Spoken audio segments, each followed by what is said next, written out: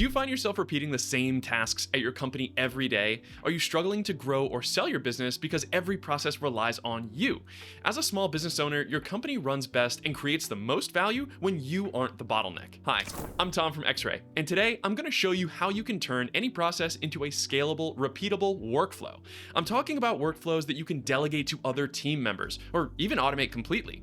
And this can all be done in 4 simple steps. At XRAY, we've worked with hundreds of SMBs and helped them transform messy manual processes into automated workflows. We've helped companies to reduce their time spent on repetitive tasks by over 90%. You can learn more about our work and book a free consultation at our website, xray.tech. But if you want to stick to the DIY route, then I've got you covered in this video. What I've found is that good workflow design really boils down to 4 broad steps, which I'm going to show you right now so you can start creating more time for yourself. First, you need to pick a process that you want to improve.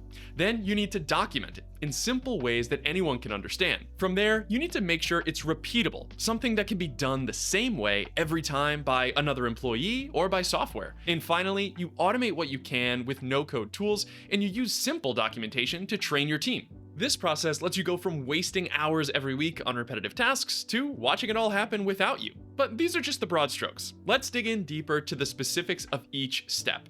And don't be afraid to pause this video at any time so you can follow along with your own process. All right, let's go. The first thing that you're going to want to do is identify a process that you want to improve. Just think about your business, and the first thing that comes to mind is probably a good place to start.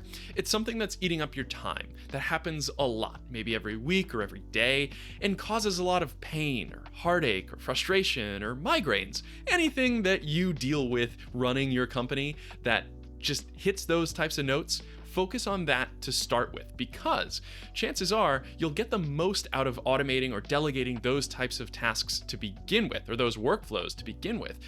Usually that information ends up getting reused later on inside of your business anyway. So we're going to go ahead and begin with our onboarding example here at XRAY. Onboarding used to happen in a very painful way, pretty inconsistently, and clients felt that. It cost us money. Sometimes clients actually left because of how bad the onboarding process was, how cumbersome it was. Things get missed, and it's just not a good look for everybody involved. Once you've chosen a process to work on, it's time to document it. Keep it simple and identify the step order, who is going to do it, and where it actually happens. Format doesn't matter at all. You can use an iPad like I am today. You can use a pen and paper, a whiteboard, or something more sophisticated like the Puzzle app, one of my favorite documenting tools. That's you can see in the description. Doesn't need to be in some particular format. You don't need to use BPMN or even know what BPMN means, business process model notation. That's really for the fancy guys at IBM, and that's not us today. So let's focus on just this information. So once you have this for your process, we're going to continue on to XRAY's process, and this is a simplified version of onboarding. These are the most critical components here in a basic format for our onboarding when we're onboarding new clients. We need to create a new folder in Google Drive. We need to create a new Slack channel so our team can actually have conversation about this particular client. And then we need that Google Drive folder URL to be sent into Slack so that people can drop files into it. And we may or may not add this one other component of actually sharing that Google Drive folder via email to the client so they can drop information in there as well. Of course, there's a signing component, a contracting component, a finance component. Onboarding has a lot of different steps, but today, if we can just nail this and stop all the redundant Slack channels being created or redundant Google Drive folders being created that are named slightly differently, that would be really great to start with. So that's what we're gonna start with in our simplified example. Continuing with our simple onboarding, we have these first 2 steps. Creating a new folder in Drive and creating a new Slack channel. We'll just put 1 and 2 right here. Now, these actually don't matter what order they happen in, right? This could actually happen first and this could actually happen second. That's fine. It doesn't matter to the workflow, really, because this last part, sending the G Drive URL into Slack, that has to happen third. This is what I mean by defining the order. In some cases, it's not going to matter, number 1 or number 2, doesn't matter which order you do it in, but number 3 has to be third. So keep that in mind as you define the order in which you need to perform these different steps.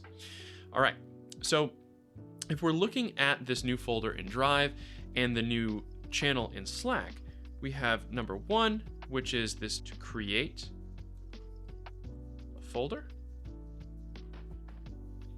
Number 2, create a channel.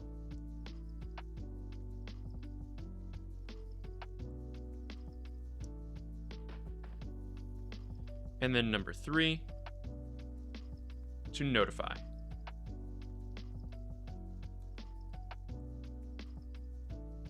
In terms of user role and permission, not everyone on your team will have access to be able to create a new channel in Slack or even create a new folder in Drive. So we're just going to add a little admin tag here to both of these. And then anyone. Because admins are going to be required to actually perform the first 2 steps, but after those first 2 steps are done, anyone on your team could actually do the third. That's what's important here. Who does each thing, where does the data go, and the order of events. So now we're going to move on to making it repeatable. And when you make it repeatable, you really want to give as much clarity for somebody who has no idea what this process is or should result in. Think about somebody brand new coming into your business and has never worked with you before. Could you actually guide them through doing this process? A great example of this is like the peanut butter sandwich directions. You've probably heard of this as a kid's game, right? Write me instructions for making a peanut butter sandwich. Where do you actually start? Do you start with opening the fridge and getting the peanut butter, or taking out a knife? Or do you put peanut butter on both sides of the bread, one piece of bread and smash it together, right? The directions for making a peanut butter sandwich can go in a lot of different directions, and that's okay. But for your organization, think about that level of detail of describing your process so that the people that you're showing these directions to know to go here, find this thing, and then do this other thing, right? It's sort of those 3 pieces recycled as you go throughout your process. You're going to say, go here, find this, then do that. And if you can sit in that pattern and be comfortable with that pattern, people that are new to your organization or that you're trying to teach a process will actually have a lot more clarity with how to perform it themselves. Inside of these directions, you want to remove as much ambiguity as you can and clarify the important details that matter over time. So for example, in our example, when we're creating a Google Drive folder or we're creating a Slack channel, we want to know what information is used to create that folder or create that channel. Do we want to use the name of the company or the name of the client, their email address, or are we going to use capital letters or all lowercase all the time? This type of consistency is the level of detail that you need to be able to provide in the directions for your people. Now, these are pretty simple steps, but there is still some room for ambiguity and human error.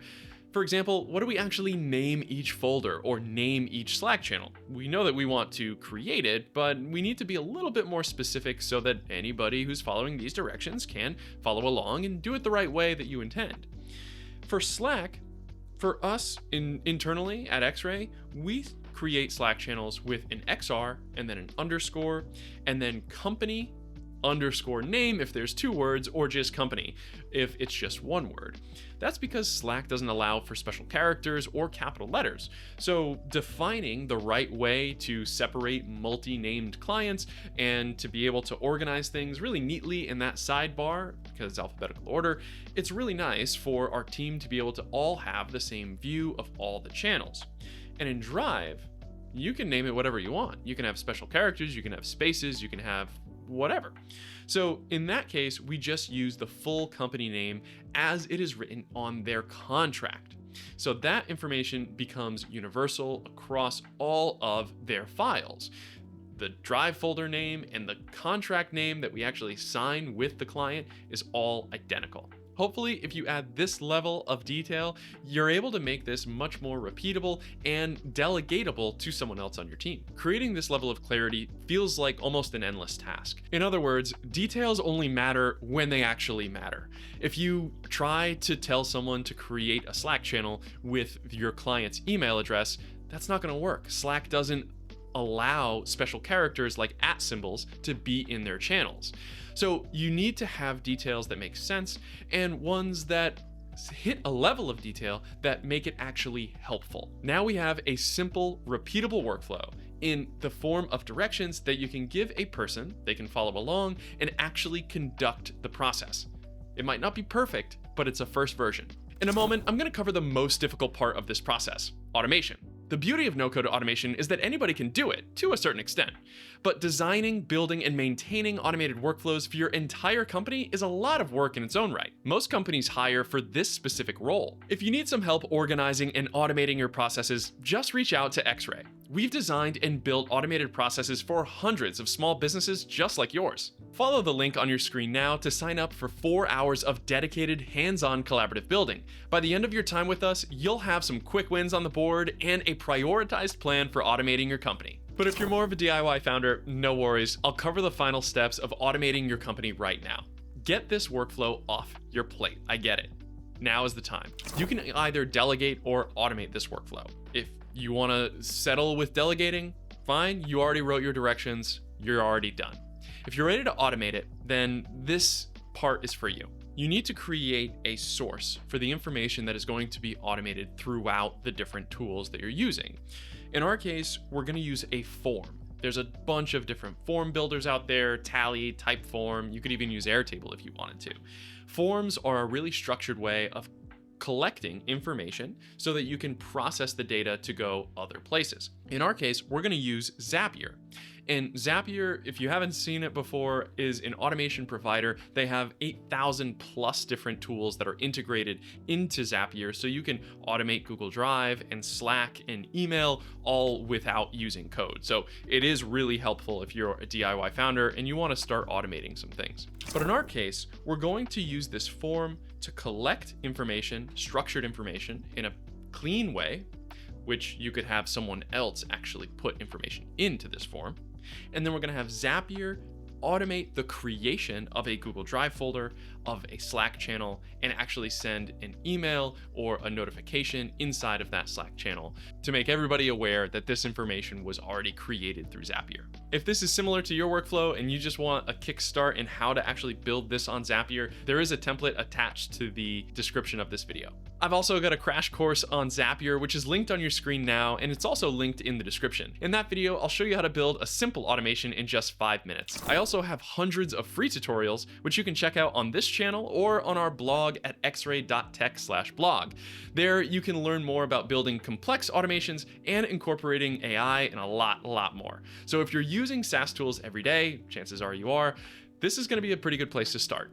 And if you're not looking to automate yet, all this work is still valuable. The diagram you created is a great, simple way to train new employees, and this gives you a starting point to be able to refine and make this process a little bit better every time you revisit it. With just 4 steps, you can take any repetitive process and turn it into a scalable, repeatable workflow. Transforming your entire business takes a while, but just handle it one process at a time. Before you know it, you'll have an automated infrastructure running your tedious tasks for you and making your business more reliable and valuable. So just pick a process, document it, make it repeatable, and automate it. That's all there is to it. If this video helped you out, like and subscribe to the channel for more AI and automation updates every week. You can also find me and my company XRAY by searching for XRAY Automation on nearly every social media platform. For now, I've got to go. So until next time, find your focus and stay in flow.